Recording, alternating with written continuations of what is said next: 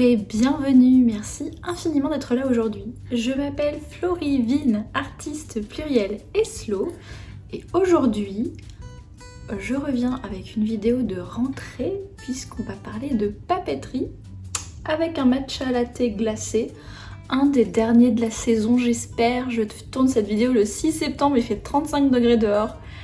Pitié, vivement l'automne. Le concept de la vidéo d'aujourd'hui, c'est d'imaginer que mon armoire à papeterie brûle, ou prend feu, ou est inondée, quelque chose comme ça. Je perds toute ma papeterie. Si je devais recommencer aujourd'hui avec tout ce que je sais, vers quelle marque je me tournerais, quel type de papeterie je rachèterais en premier, pour faire vraiment un cœur de collection, puis comment je l'étendrais petit à petit.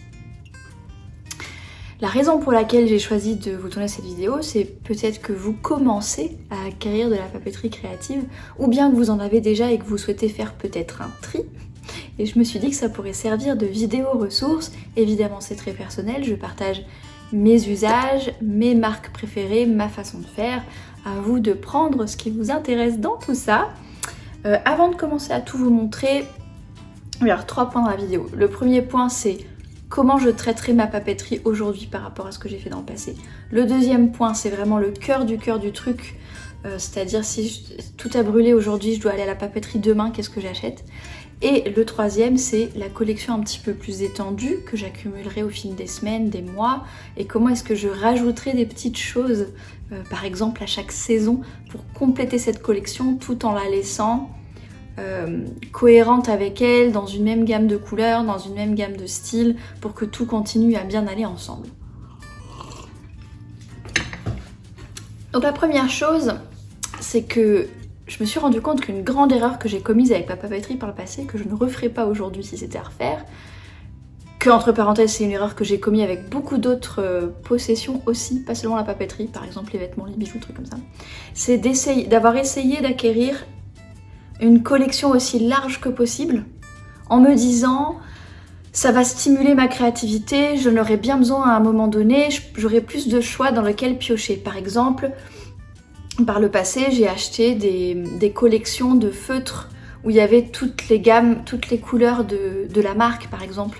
C'est-à-dire que mon instinct principal c'était de me dire faut que j'ai une collection aussi large que possible, que j'ai toutes les couleurs de l'arc-en-ciel, que j'ai tous les styles du monde, que j'ai tout un tas de marques, parce que comme ça j'aurai le choix au moment de créer, je sais pas moi, ma page de journal créatif, ma page de carnet de vie, ma page de bullet journal, voilà, peu importe après les usages qu'on en fait. C'est vraiment de papeterie créative, décoration de carnet, créativité analogique. Ce que je ferai aujourd'hui, et on va y venir, c'est que je me choisirai plutôt un cœur de collection en ne sélectionnant que ce que je préfère, que ce qui est 100% accordé avec mes goûts. Plutôt que d'essayer d'avoir toutes les couleurs d'arc-en-ciel, ce serait plutôt déterminer quelle est ma palette de couleurs préférée à moi et commencer par une toute petite collection capsule, un peu, vous voyez, mais qui contiendrait une palette de couleurs dans mes goûts. Donc dans mon cas, c'est plutôt des neutres chauds, donc des marrons, des beiges, des gris chauds, des choses comme ça. Un petit peu de couleurs, mais qui soient des couleurs très minérales, très naturelles, très désaturées, comme du vert kaki, du terre de sienne, du bleu canard, des choses comme ça. Moi, c'est ces couleurs-là que j'aime bien. Et recréer une collection autour de ça. En gros, avoir l'entonnoir dans l'autre sens. Commencer par le cœur, les neutres, ceux où je sais que ça va me plaire, je sais que ça va être un style qui me convient, et puis élargir petit à petit quand je trouve des jolies choses de saison, par exemple, plutôt que de faire l'inverse, de commencer par un truc super large, et où en fait ces fameuses lois Pareto, que j'utilise que 20% de ma papeterie 80% du temps, vous voyez. Donc maintenant que cela est dit, tout brûle aujourd'hui, je vais à la papeterie demain, qu'est-ce que j'achète? Évidemment, on imagine que la papeterie du coin stocke ma papeterie préférée qui est là. Sinon c'est pas drôle. Évidemment, la première chose que j'achèterai, c'est un carnet. Donc celui-là, je vous en ai parlé en long, en large et en travers dans la vidéo bullet journal. Mais voilà, si je devais racheter un seul carnet, parce que j'en ai une sacrée collection maintenant, ce serait celui-ci. Ce serait mon bullet journal, carnet compagnon du quotidien, carnet de bord de ma vie. Celui que j'utilise depuis le mois de juillet dernier, c'est un Leuchtturm 1917 carnet classique format B6+, 123 pages, couverture souple, papier à 80 grammes par mètre carré et pointillé. Voilà. Je vous le remettrai dans la description de la vidéo. Hein. Donc ça fait comme ça. Donc c'est du papier qui est ivoire, qui est pas tout à fait blanc, qui est un petit peu plus jaune, avec des petits points. Les pages sont numérotées. Il y a des petits marque-pages. Il est un peu plus petit que A5, ce qui fait qu'il est extrêmement compact et qui rentre dans 90% de mes sacs. Le seul sac dans lequel il rentre pas, c'est vraiment le sac pochette qui sert à emmener seulement le portefeuille et les clés, vous voyez. Ça fait que 2 mois que je l'utilise, mais je l'adore. Et en plus, les couvertures sont disponibles dans plein de couleurs. Là, c'est encore la couleur estivale que je vais sûrement avoir jusqu'à début novembre. Je vais passer directement de l'été à l'hiver. Mais ils ont aussi du noir, tout simplement, si vous préférez quelque chose de beaucoup plus neutre. Et pourquoi est-ce que je vous partage cette marque-là en particulier en termes de cœur de papeterie?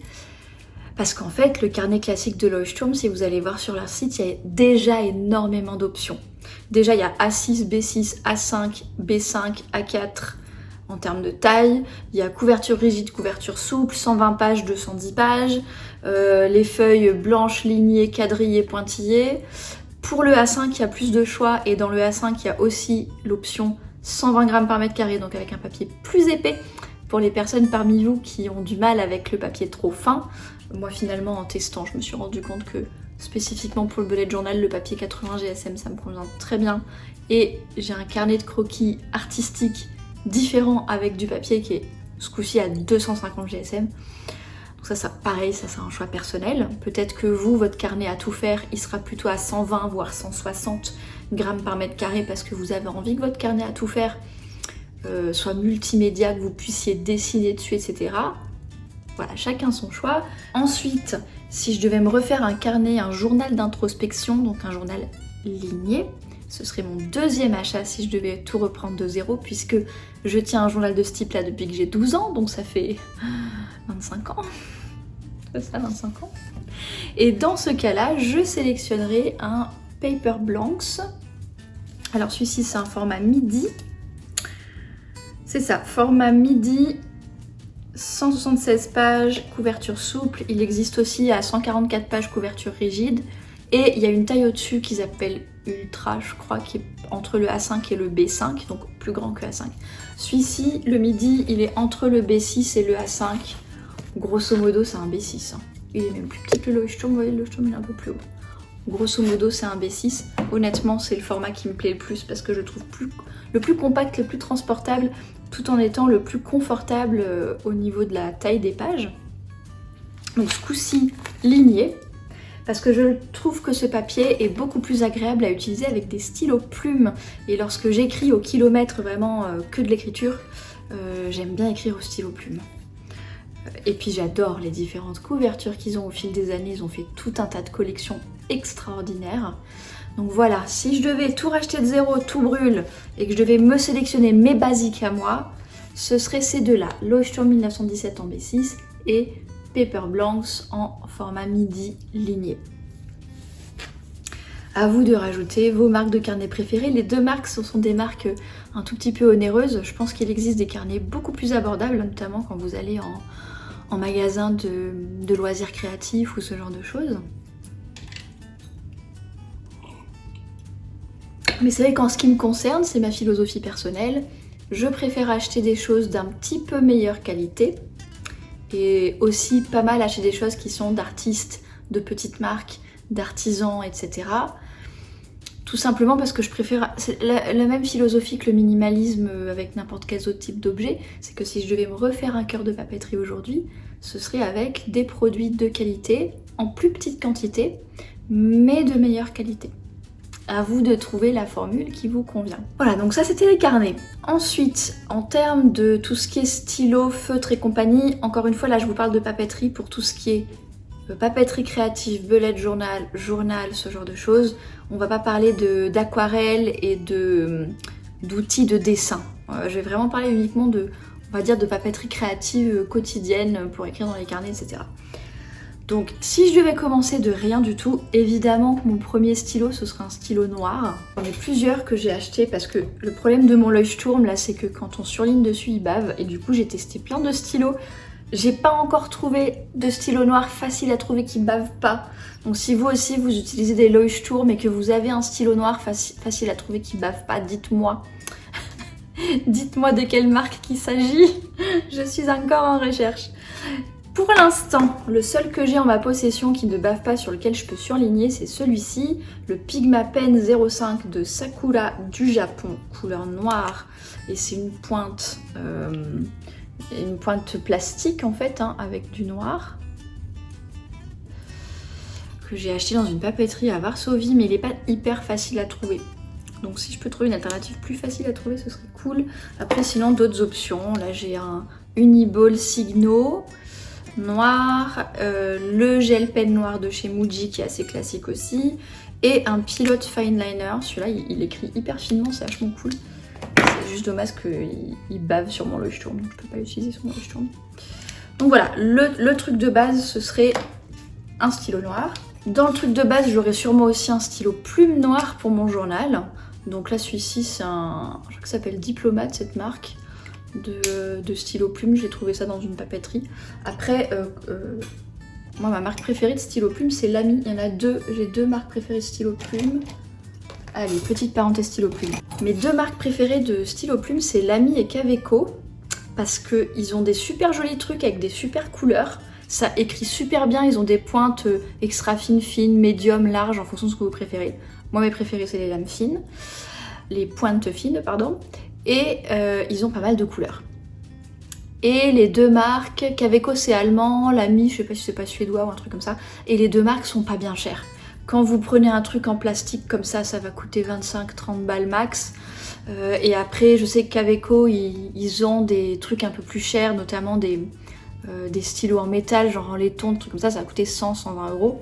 Ça commence à faire cher, mais il existe des stylos plumes à 3000 euros. Donc voilà, si je devais choisir mes deux marques préférées, ce serait ces deux-là, Kaweco et Lamy. Maintenant, il se trouve que mon stylo noir actuel, c'est un Diplomate, que j'avais dû payer une centaine d'euros, peut-être un peu moins, 80 euros peut-être. Voilà. Ensuite, dans mon truc de base, j'aurai un surligneur. Donc là, j'ai un exemple de Zebra Mild Liner qui vient du Japon. Couleur beige, très neutre. On en revient à ce que je vous disais, où moi, mon cœur de nuance, c'est des neutres chauds et des couleurs naturelles minérales assez désaturées, assez sombres. Donc si je devais me faire une petite trousse, on va dire quotidienne, ce serait forcément avec ces couleurs-là. Donc lui, il a une pointe biseautée et une pointe un peu plus fine, ce qui permet de faire, mettons, des cadres ou des choses comme ça dans le bullet journal et de surligner des passages particuliers. Du coup voilà, j'en mettrai un comme ça. Après le Zebra, il est pas forcément hyper facile à trouver. Vous pouvez très bien vous acheter un stabilo. Hein. Ou utiliser pour surligner un des feutres que je vais présenter après. Il se trouve que moi c'est celui-là que j'ai.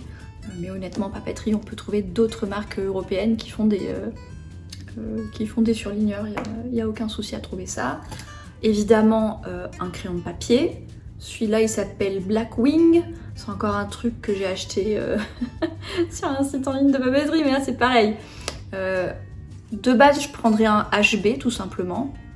Crayon de papier, s'il y a besoin. Ça, pareil, ça se trouve partout. C'est pas obligé de prendre une marque particulière. Et enfin, dans la collection de base, je rajouterai deux choses, moi, personnellement, en tant que personne qui aime la papeterie.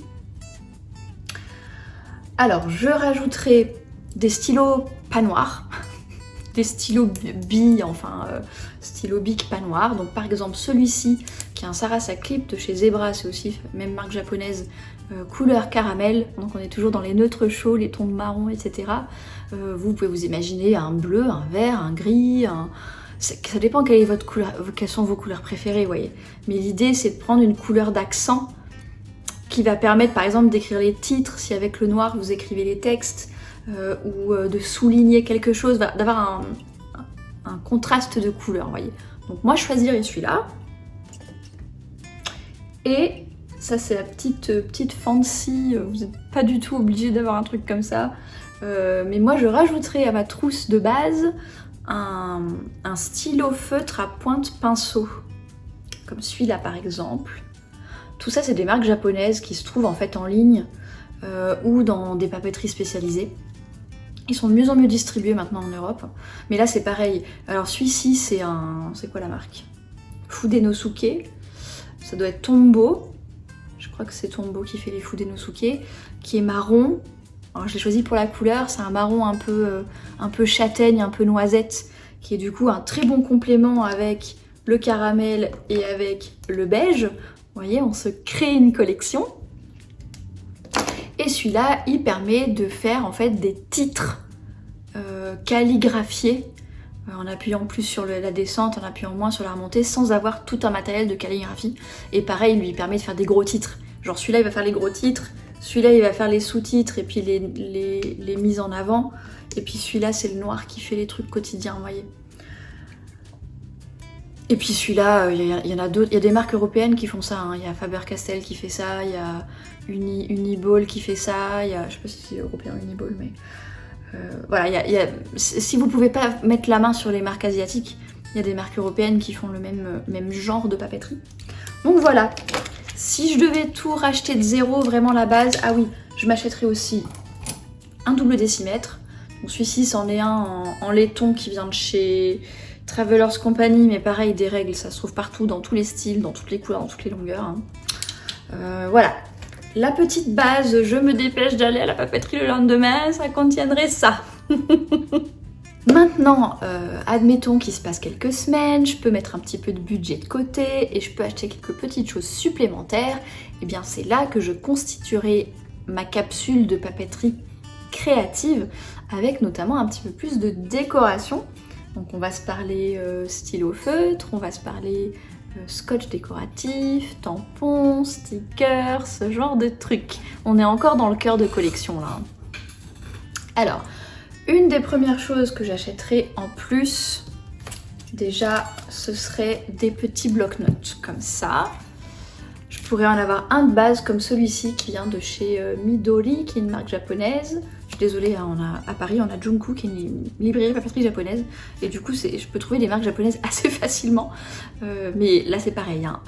Par exemple, Post-it, qui est une marque, je crois, européenne, fait aussi des trucs comme ça. Vous n'avez pas besoin d'aller chercher ça à l'autre bout du monde.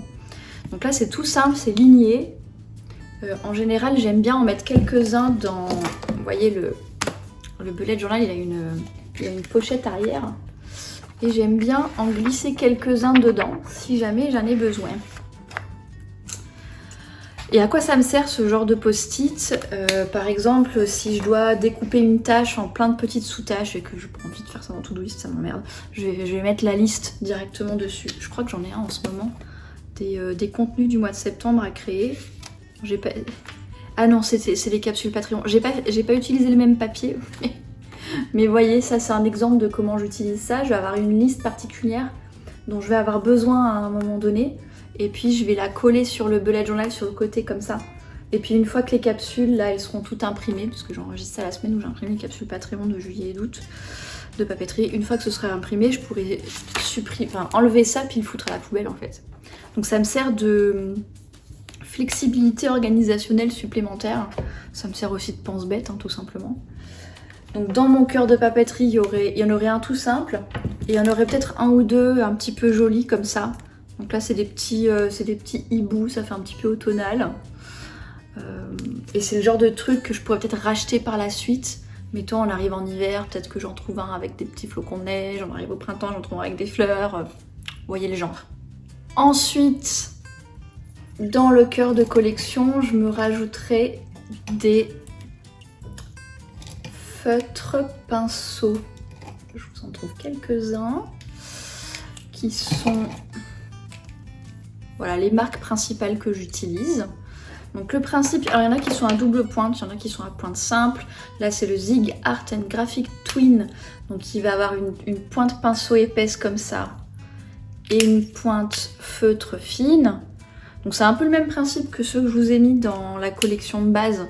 C'est-à-dire que la pointe plus épaisse, elle va faire des titres plus gros, ou alors pour dessiner des petites illustrations rapides. Et la pointe fine, elle va servir à souligner les titres, à encadrer un élément important. Ça permet de mettre un peu en page en fait le carnet. Et donc je serai du genre à en acheter 3-4 autour d'une gamme de couleurs qui me correspond. Par exemple, j'aurais été du genre à acheter ces 4 là. Donc un gris moyen assez chaud, celui-là c'est Sand, c'est ma couleur préférée. C'est un brun un peu orangé, un peu genre terre de sienne, qui serait un peu ma couleur d'accent principale parce que c'est ma couleur préférée. Il y aurait probablement un brun un petit peu plus foncé, donc ça c'est une autre marque que j'aime bien utiliser, Faber-Castell Pit Artist Pen Brush, donc avec une pointe feutre comme ça. Donc pareil, ça peut servir à faire des petites illustrations, à souligner, voire à surligner, ou bien à faire des gros titres un peu calligraphiés. Donc celui-ci c'est la couleur Nougat, c'est un marron gris, donc qui ferait partie de ma collection de base. Alors il y a une autre, moi j'utilise pas trop cette marque mais je vous la montre quand même parce que tout le bullet journal de la galaxie l'utilise. C'est Tombow Dual Brush Pen, où pareil il y a une pointe en feutre, pointe pinceau en feutre qui est assez grande et une pointe feutre fine. Moi je l'aime moins parce que je trouve que la grosse pointe feutre elle s'use vite quand on fait de la calligraphie avec. Elle s'use plus vite que les coulées taquées. Du coup j'ai pas trop de couleurs de Tombow, je les aime moins. Mais ils sont beaucoup plus faciles à trouver que les coulées taquées, du coup je vous en parle. Et 2, ils ont beaucoup plus de couleurs disponibles que coulées taquées. Si vous en trouvez dans des magasins de loisirs créatifs, quand ils ont toute leur gamme de Tombow, ils ont une quantité de couleurs, des gris froids, des gris chauds, tout l'arc-en-ciel. Et justement, il y a les couleurs plus saturées, moins saturées, plus pastel, plus sombres. Et du coup, si vous voulez créer un cœur de collection de papeterie avec vraiment uniquement vos couleurs préférées à vous, ça peut être une option, passer par Tombow pour trouver pile poil la couleur que vous aimez vous, si les autres marques sont moins faciles à trouver ou si elles n'ont pas les couleurs que vous cherchez. Du coup je vous en parle quand même. Alors le violet comme ça pourrait faire partie, vous voyez c'est un prune qui est assez naturel, assez désaturé, qui fait partie de mon thème automnal que j'ai actuellement dans le bullet journal là, pour les raisins, les mûres, les machins comme ça. Ce serait le type de couleur que j'achèterais en mode saisonnier. Genre j'ai mes 4 de base là. Ah oui, le 4e je vous l'ai pas montré, c'est un ocre. Ils appellent ça Dark Oatmeal, je crois, c'est ça, Dark Oatmeal. Et en fait c'est un jaune ocre qui tire sur le marron quoi. Donc ça veut dire que j'ai un peu le marron qui tire sur le jaune et le marron qui tire sur l'orange, vous voyez. Et puis les deux gris et brun qui sont beaucoup plus neutres. Et peut-être qu'on peut imaginer un beige clair. Je sais pas où je l'ai foutu, j'en mets un beige clair en plus. Genre par exemple celui-là qui s'appelle Oatmeal. Donc vous voyez, ça ce serait mon cœur de collection de feutre. Et celui-ci c'est aussi coulé taqué qui s'appelle Fude Bioli. C'est la même marque que ceux-là. La différence c'est qu'ils sont pas debout, ils sont plus petits, donc plus faciles à rentrer dans les trousses. Et ils ont seulement une pointe feutre. Et celle-ci c'est pas une pointe feutre, c'est une pointe qui est plutôt synthétique, hein. Enfin synthétique. Je sais pas comment dire, en plastique un peu. Alors que là c'est vraiment du feutre. Mais c'est la même marque. Mais celle-ci elle est plus difficile à trouver, j'ai trouvé ça dans une papeterie en Pologne. La même papeterie où j'ai trouvé celui-là. Peut-être moins facile à trouver. C'est pour ça que je voulais vous montrer un petit peu toutes les marques possibles. Voilà, donc moi, personnellement, ma collection de base, ce serait ces 5-là. Et puis, mettons, il y a l'automne qui arrive, j'ai envie de me faire un thème autour du raisin, du vin, des vendanges, ce genre de choses. Et bien peut-être j'irai à la papeterie, j'achèterai seulement cette couleur-là, par exemple, pour venir compléter la collection, vous voyez. Donc ça, c'était les feutres pinceaux. Si je devais élargir ma collection, bien sûr que j'achèterais aussi d'autres stylos colorés. Il n'y en avait que un dans la collection de base. Peut-être qu'on peut imaginer d'en acheter quelques autres. Par exemple, là j'ai 2 marques que j'aime bien. Celle-ci c'est Staedtler, Triplus Fine Liner. Donc là, vous voyez, on retombe sur le marron gris, un petit peu comme celui-là. Et une autre marque que j'aime bien, qui est facile à trouver en France, c'est Stabilo. Stabilo .88, lame fine, pointe fine 0,4 cm. Et j'achèterai sûrement ces deux couleurs-là. Donc un vert kaki assez neutre et un gris. Alors pour le coup, il est pas chaud, c'est plus un gris froid, une espèce de gris bleu prune, enfin un gris, ouais, plus froid celui-là, c'est pas mal pour l'automne-hiver. Donc voilà, j'élargirai ma collection de petits fine liners colorés. Sûrement que j'élargirai aussi ma collection de ceux-là, là, des petits pinceaux à pointe fine. Donc par exemple avec le Pentel Touch Sign Pen couleur caramel, là. C'est pas ça caramel, non? Yellow Ocre. Yellow Ocre. Et puis peut-être bien un noir. Un brush pen noir pour faire des titres plus grands. Et peut-être bien, par exemple, du gris. Voilà.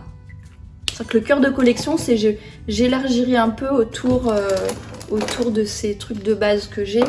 Et puis pareil pour le surligneur. Il se trouve que ce surligneur que j'ai, en fait, il était vendu dans une collection. Ils sont 5. Et c'est nickel. J'aime pas trop acheter des collections d'habitude parce que, comme je vous disais, je préfère partir d'un cœur où tout me plaît plutôt que d'acheter une collection de 5 ou 10 stylos. Puis sur les 10, il y en a que 3 qui m'intéressent. Là, pour le coup, les 5 m'intéressent. C'était vraiment une palette de couleurs qui était cool. Et ça peut être un bon truc d'ailleurs, que ce soit pour ça ou pour des fine liners ou pour des choses comme ça. Des fois, ils vendent des collections de 5 feutres, 5 stylos, autour d'une gamme de couleurs, autour d'un thème. Donc ça peut être une bonne manière de lancer une collection de papeterie si vous arrivez à trouver un ensemble, un nuancier en fait, qui vous plaît, qui est dans vos goûts. Comme ça, vous avez dès le départ tout le nuancier, par exemple là, avec ces 5 là. Donc il y a du beige, du vert, un truc un peu rose, clair, pêche, un rose et un bleu.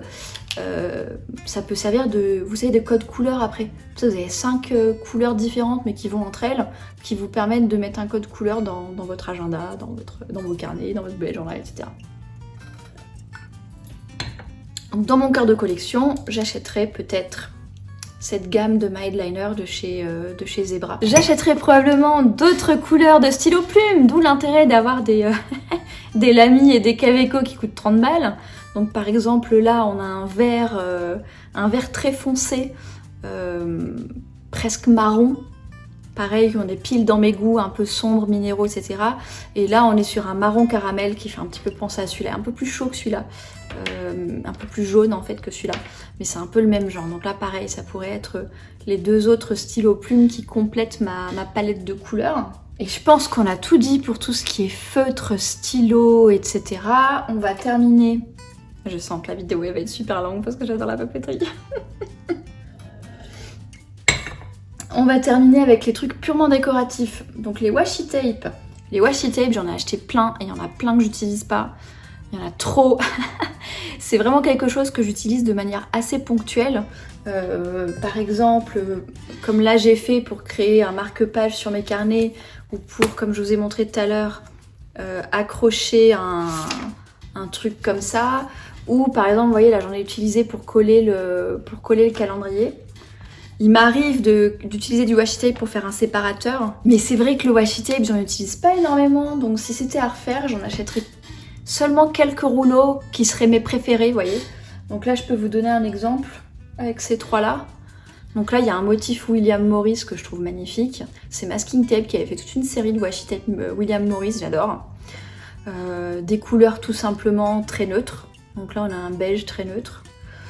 Ou alors des motifs très simples. Donc là, il y a du marron et ça fait un motif un peu pelage de biche. Et encore une fois, je sélectionnerai des couleurs qui vont ensemble et qui vont avec mes stylos, vous voyez. Mais si c'était à refaire, je pense que j'en achèterais maximum 5-6 et que je tournerai en fait dans les neutres avec les washi tape que j'ai déjà parce que au final, j'en utilise assez peu. Donc là, c'est pareil, dans votre cœur de collection de papeterie, ça dépend de vos usages. Ça dépend de ce que vous utilisez le plus, vous, comme type de papeterie. Peut-être que des washi tape, vous n'en achèterez pas du tout. Ou peut-être qu'au contraire, vous aurez envie de vous acheter une collection de 10 pastels différents parce que vous faites tous vos codes de couleurs avec du washi tape. Donc c'est aussi pour ça que je préfère acheter un petit peu pour commencer un petit peu de tout pour commencer en petite quantité et étendre. Mettons quand la saison elle arrive, je me rends compte que j'utilise beaucoup de washi tape et ben là je vais acheter plein de washi tape d'automne par exemple, plutôt que d'en acheter beaucoup d'un coup et de pas en utiliser le quart quoi, voyez. Ça permet de tester pendant quelques semaines avant de passer à l'achat suivant, voyez. Ensuite les tampons. Alors les tampons j'aime beaucoup. Parce que vous l'achetez une fois, un tampon, et puis des couleurs, et puis vous pouvez tamponner ça 10 000 fois avant que le tampon il soit plus utilisable, vous voyez. Donc moi qui utilise beaucoup de papeterie créative, qui utilise beaucoup de carnets, je préfère ce genre de choses qui est moins consommable et qui est plus perpétuel, si vous voulez, un peu comme les feutres, ils durent jusqu'à ce qu'ils sèchent, quoi. Et donc ce que je ferais si je devais racheter les tampons de zéro, déjà je commencerais par me procurer des couleurs de base de ma gamme de couleurs préférées. Donc par exemple, là c'est les Memento de chez Tsukineko Dew Drop, j'ai trouvé ça chez Cultura. Non, chez Cultura. Alors Espresso Truffle, c'est un gris presque noir, un gris chaud, entre le gris, le marron et le noir, quoi, un petit peu. Et Potter's Clay, c'est le fameux, comme celui-là, là. C'est le fameux ocre orangé marron qui est ma couleur préférée. Ça me permettrait d'avoir déjà, rien qu'avec ces deux-là, de pouvoir jouer un petit peu avec des tampons dans mes couleurs, dans mon style. Et puis si je pouvais en acheter un petit peu plus, je m'achèterais, j'en ai déjà parlé de ceux-là, alors là j'en ai que 3, ils sont vendus par 4, les Soramame, qui sont vendus par 4, c'est des tout petits trucs, et ils sont vendus par palette en fait. Donc c'est 4 couleurs assorties. Donc vous pouvez choisir une ou deux couleurs assorties en fonction de vos goûts de couleurs. Et en fait ce que j'aime bien avec ceux-là, c'est qu'ils sont tout petits, donc ils sont faciles à transporter. Ils ont la petite éponge qui sort, donc vous pouvez facilement venir mettre la couleur que vous voulez où vous voulez dans le tampon. Par exemple si vous voulez que votre tampon il soit bicolore ou multicolore, ben avec ça vous avez plus de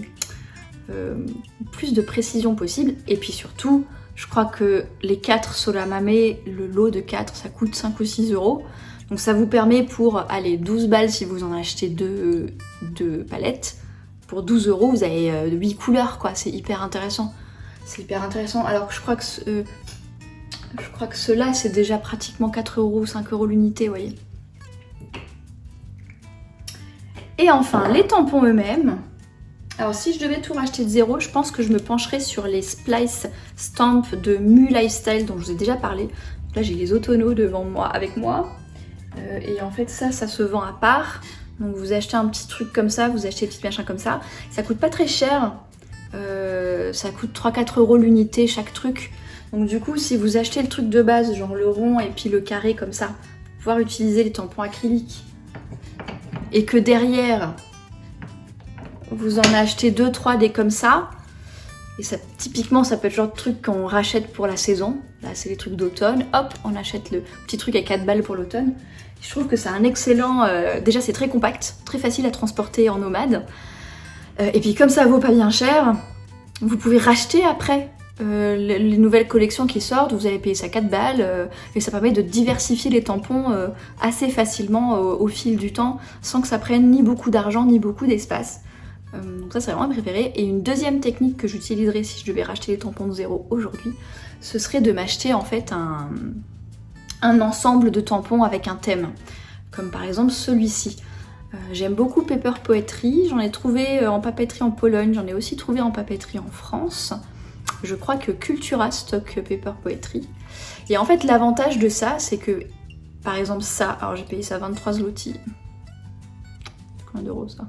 Peut-être dans les 7-8 €, un truc comme ça.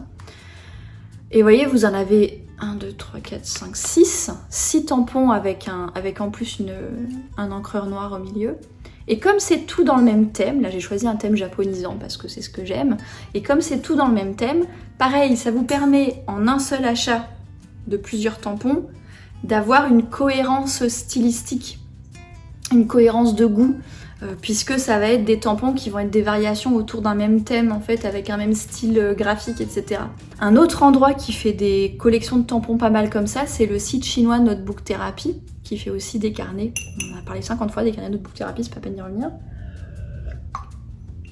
Mais ils ont, là je les ai pas montés, je sais pas là, mais ils ont des sets de tampons comme ça autour d'un thème. Et pour terminer les stickers, donc ce serait la dernière... comment dire, la dernière pièce du cœur de collection de papeterie. Donc là je vous ai donné un exemple, tous les stickers que j'ai mis de côté pour ce mois-ci. Il y a des trucs neutres et puis il y a aussi des trucs saisonniers.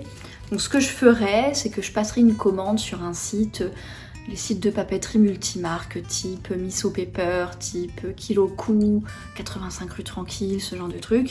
Et je me sélectionnerai quelques petites choses qui sont dans des couleurs qui me correspondent.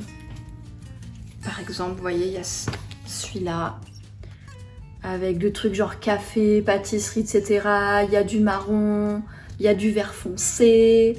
C'est des couleurs qui sont assez neutres, etc. Qui sont assez minérales, ça me correspond. Bah, j'irai acheter ça, vous voyez. Celui-là, je sais plus ce que c'est, malheureusement. Je ne me rappelle plus de la marque. Je crois que je l'avais acheté chez Kiloku, mais je ne me rappelle plus de la marque. Et donc je ferai comme ça, j'en sélectionnerai plusieurs qui vont ensemble. Là vous voyez le thème du camp, marque japonaise Mindwave, j'ai trouvé ça dans la librairie japonaise de Paris, Junku. Et on est dans des, vous voyez, du vert sauge un peu, des tons de marron, des tons de gris, on est dans mes couleurs, vous voyez. Donc je m'achèterai une gamme de stickers qui sont dans les thèmes que j'aime. Donc du café, des boissons chaudes, des livres...